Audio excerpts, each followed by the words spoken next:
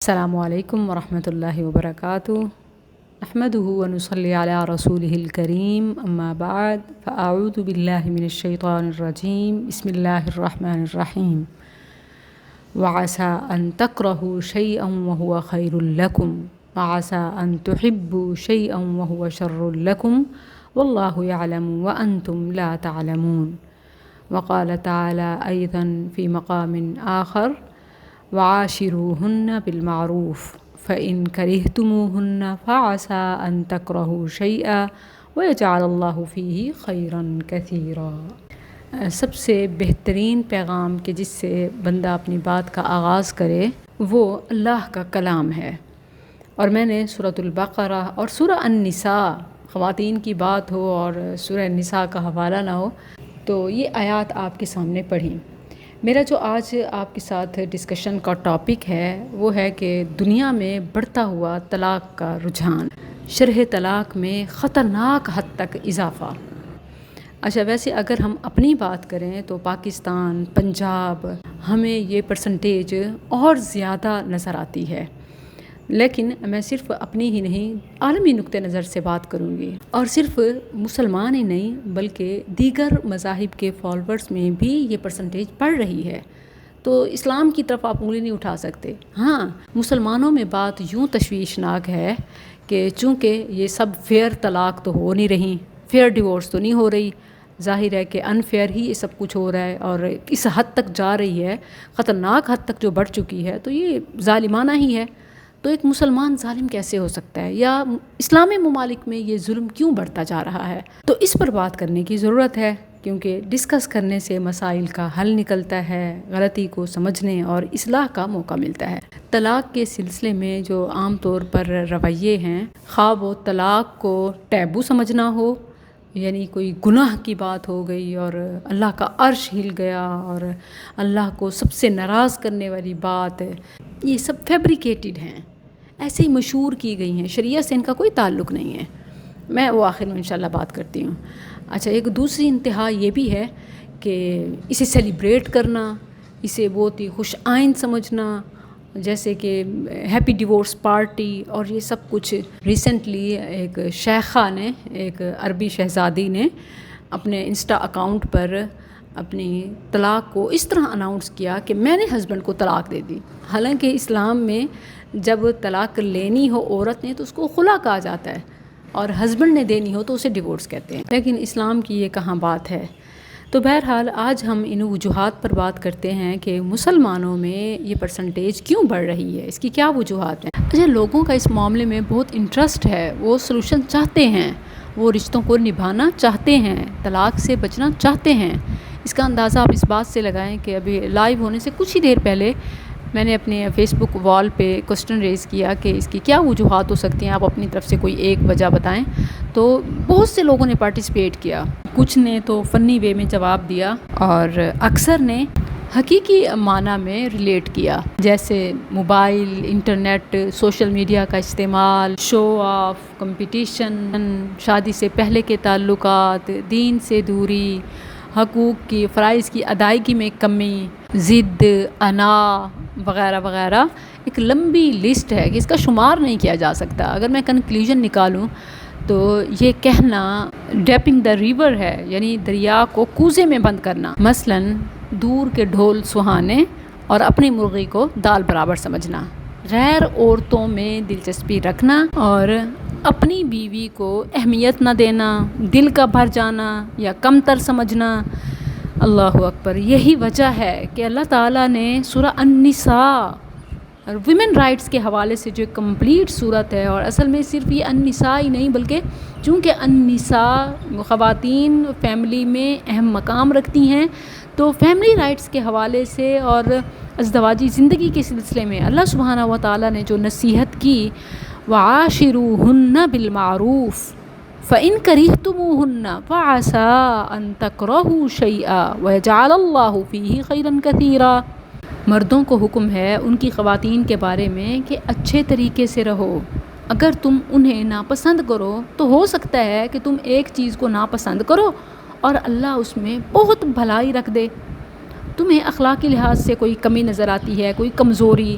یا جسمانی لحاظ سے، تو اسی پر دنیا مکمل نہیں ہوتی، یہی اصل چیز نہیں ہوتی، بلکہ اللہ تعالیٰ ان سے تمہیں نیک اولاد اور بہت سا مال، خیر کثیر اور کئی جگہ پر تمہارے فائدے کا سامان اور نقصان سے بچنے کا ذریعہ بنا سکتا ہے۔ تو لہٰذا یہ دل کا بھرنا، اچھا بعض لوگ کہتے ہیں کہ بیویاں بن سور کے نہیں رہتی، تیار نہیں ہوتی، لیکن لیٹرلی میرا یہ مشاہدہ ہے کہ بہت بننے سنورنے والیوں سے بھی دل بھر جاتا ہے۔ تو اب دل کے علاج کی ضرورت ہے۔ ہاں اگر یہ کمی ہو، مثلاً کہ جو عورتیں بالکل ہی تیار نہیں ہوتیں یا خاوند کے لیے میسر نہیں ہوتی، تو وہ تو اس جگہ ہے، لیکن ہر جگہ یہ چیز اپلائی نہیں ہوتی۔ بہت سی تیار ہونے والیوں کو بھی خاوند لفٹ نہیں کرواتے، بلکہ کئی تیار ہونے والی تیار ہو کے بیٹھی رہتی ہیں خاوند کے انتظار میں، اور وہ باہر رات گزار کے آتے ہیں اپنا تن من ٹھار کے۔ تو اس میں عورت کا تو قصور نہیں ہے۔ تو یہ کہنا کہ عورتیں تیار نہیں ہوتی، خاوند کو وقت نہیں دیتی، خاوند کے لیے بنتی سورتی نہیں ہے، تو میں تو اس کو بالکل شمار ہی نہیں کرتی نا کہ اس میں کوئی وزن ہو یا یہ چیز کوئی اہم ہو۔ ویسے بھی آج کل جو بننے سنورنے کا معیار ہے وہ ہیوی ڈریسز، بھاری میک اپ، جیولری اور پتہ نہیں کیا کچھ زندگی کو عذاب بنانا ہے، جس کو سیرت امپریس نہیں کر سکتی، گرویدہ نہیں بنا سکتی، وہ صورت پر کبھی سیٹسفائی ہو نہیں سکتا۔ آپ لاکھ سرجریز کروا لیں، آپ لاکھ بوٹاکس کروا لیں، فلرز لگوا لیں، جو مرضی کروا لیں، اس نے پھر بھی چھوڑ کے جانا ہی جانا ہے۔ تو اللہ تعالیٰ نے اس طرف توجہ دلائی کہ ظاہری نظر آنے والی چیزیں یا تمہیں ناپسند لگنے والی چیزیں تمہارے لیے کئی اور خیر کا ذریعہ ہو سکتی ہیں، یا ضروری تو نہیں ہے کہ ایک شخص میں ساری خوبیاں ہوں، یا اگر کسی میں کوئی خامی ہے تو اب کوئی خوبی ہو ہی نہیں سکتی۔ وَيَجْعَلَ اللَّهُ فِيهِ خَيْرًا كَثِيرًا، انسان خوبیوں خامیوں کا پیکر ہے، یہ دونوں چیزیں ہوتی ہیں۔ اتنے ہی سیانے ہیں تو شادی سے پہلے یہ بھاؤ تاؤ کر لیں، یہ سب چیزیں دیکھ لیں، اخلاق کو، عادات کو، صورت کو، سیرت کو، جیسے ہے حدیث میں لِحَسَبِهَا وَلِجَمَالِهَا وَلِدِينِهَا وَلِنَسَبِهَا حَسَبِهَا، یعنی حسب نسب اگر کسی کو بعد میں نظر آتا ہے تو پہلے دیکھ لے، کسی کو صورت متاثر کرتی ہے تو وہ پہلے دیکھ لے، کسی کو دین اہم رکھتا ہے تو وہ پہلے چیک کر لے، کسی کو مال نظر آتا ہے تو وہ پہلے چیک کر لے۔ تو یہ چیزیں پہلے کی ہیں، اب جو مل گیا اب نبھانے والا کام کریں، اور خاص طور پر بچوں کے بعد، کیونکہ آپ نے ایک ذمہ داری اٹھائی، اللہ تعالیٰ نے آپ کو امانت دی، اب آپ اپنی خوشی یا اپنے ایک فیصلے سے کئیوں کی، اور غیروں کی بھی نہیں، اپنوں کی، اپنے بچوں کی زندگی تباہ کر دیتے ہیں۔ ماں باپ کی جدائی سے بچے نشے، بچے بیماری، بچے قتل، بچے فساد، بچے پتہ نہیں کیا کچھ کس حد تک چلے جاتے ہیں۔ شاید طلاق لینے دینے والے اس سے نظریں پھیر لیتے ہیں، دل بڑا دکھی ہوتا ہے، اور اسی وجہ سے میں اس پہ بات کر رہی ہوں کہ اللہ کے لیے ایک بار یہ سوچ لیجئے کہ اللہ تعالیٰ نے آخر تو کوئی اس میں خیر بھی رکھی ہوگی، اللہ تعالیٰ نے کوئی تو اس میں بھلائی بھی رکھی ہوگی، اور آپ کے صبر پر یقیناً وَيَجْعَلَ اللَّهُ فِيهِ خَيْرًا كَثِيرًا۔ عمر رضی اللہ عنہ سے منسوب ایک روایت ہے جو مجھے بہت ہی پیاری لگتی ہے۔ اس طرح کا ایک مسئلہ ان کے پاس آیا ایک کپل کا، کہ انہوں نے کہا کہ اب ہم مزید اکٹھے نہیں رہ سکتے۔ تو عمر رضی اللہ عنہ نے جب ان کی فیملی یعنی بچوں وغیرہ کو دیکھا تو فرمایا کہ یہ باتیں تمہیں پہلے ہی سوچ لینی چاہیے تھیں، اور کیا تم خوش نہیں رہ سکتے تو ایک دوسرے کو برداشت بھی نہیں کر سکتے؟ میں نے بہت تحقیق کی اور مجھے اس میں کوئی ذوف نظر نہیں آیا، اسی لیے میں اس بات کو بیان کر رہی ہوں کہ دیکھیں کہ اب بچوں کی خاطر، اپنی خاطر نہ سے کم از کم بچوں کی خاطر، ہاں اگر یہ ٹاکسک بن جائے، ایمان اور عمل میں بھی مشکل ہو جائے، تو پھر طلاق زحمت نہیں رحمت ہے۔ اس کو ٹیبو مت بنائیں، اس کو عیب نہ سمجھیں، اس کو گالی نہ بنائیں، اس کو دیگر مذاہب کی طرح حرام قرار نہ دیں کہ بس اب ایک دفعہ نکاح ہو گیا سو ہو گیا، اب زندگی جتنی جہنم بن جائے، جیسی مشکل ہو جائے طلاق نہ دیں کہ اس سے تو اللہ کا عرش ہل جاتا ہے۔ یہ موضوع ہے، من گھڑت ہے کہ اہتز عرش الرحمن لطلاق، یہ ثابت نہیں ہے، یہ حدیث نہیں ہے۔ اور اسی طرح وہ جو ابغض الحلال عند اللہ الطلاق، علامہ البانی نے اسے بھی ضعیف قرار دیا ہے۔ ہاں جو ایک بے وجہ اور زیادتی کرتے ہوئے یا ظلم کے ساتھ ہے تو یقیناً وہ مظلوم کی آہ اللہ کے پاس جاتی ہے، اور یہ بات اللہ کو سخت ناپسند ہے۔ یہ کوئی سیلیبریشن والی چیز بھی نہیں ہے۔ اس پر میرا ایک کلپ بھی ہے کہ ہیپی ڈیورس پارٹی، بہرحال اسلام میں نہ تو یہ کوئی ایک سیلیبریشن کی چیز ہے اور نہ ہی یہ کوئی ٹیبو ہے، بلکہ عند الضرورہ یہ جائز ہے۔ ہاں، جو ناجائز بڑھتی جا رہی ہیں، جو ظلم ہو رہا ہے، جو بے وفائیاں، جو خاندانوں کا ٹوٹنا، جو نسلوں کا بگڑنا، یہ بہت الارمنگ ہے کہ جسے ڈسکس کرنے کی ضرورت ہے۔ اس سلسلے میں نبی صلی اللہ علیہ وسلم کی ایک حدیث جو صحیح مسلم میں ہے وہ بھی آپ سے ضرور شیئر کرتی ہوں۔ رسول اللہ صلی اللہ علیہ وسلم نے فرمایا، کوئی مومن اپنی مومنہ بیوی سے بغض نہ رکھے، اگر اسے اس کی کوئی عادت ناپسند ہوگی تو دوسری پسند بھی ہوگی۔ تو اسے چاہیے کہ اسے جو گڈ اسپیکٹ ہے اس کا، جو اچھی چیز ہے اس کی، کھانا اچھا پکاتی ہے، آپ کے لیے آرام کا سامان مہیا کرتی ہے، یا بچوں کی اچھی تربیت کرتی ہے، یا آپ کے پیرنٹس کے لیے اچھی ہے، کوئی اس کی نیکی، کوئی اچھائی سامنے رکھ لیں تو اس سے اللہ تعالیٰ شر سے آپ کو بچا کے خیر سے نواز دے گا۔ سورہ بقرہ میں بھی ایسے ہی الفاظ ہیں، اگرچہ وہ ایک خاص تناظر میں آ رہے ہیں قتال کے سلسلے میں، لیکن اگر آپ اس کے عموم کو دیکھیں کہ جو اگلے حصے میں ہمیں نظر آتا ہے کہ وَعَسَىٰ أَن تَكْرَهُوا شَيْئًا ہے نا، کہ ہو سکتا ہے کہ تم ایک چیز کو ناپسند کرو، وَهُوَ خَيْرٌ لَكُمْ، اور وہ تمہارے لیے بہتر ہو، تم رشتہ توڑنا چاہتے ہو، ہٹانا چاہتے ہو، بدلنا چاہتے ہو، لیکن ہو سکتا ہے اس میں تمہارے لیے کوئی فائدہ ہو۔ اور یہ بھی ہو سکتا ہے کہ وَعَسَىٰ أَن تُحِبُّوا شَيْئًا، دور سے نظر آنے والی چیزیں تمہیں بہت اٹریکٹیو اور بہت گولڈ لگ رہی ہیں،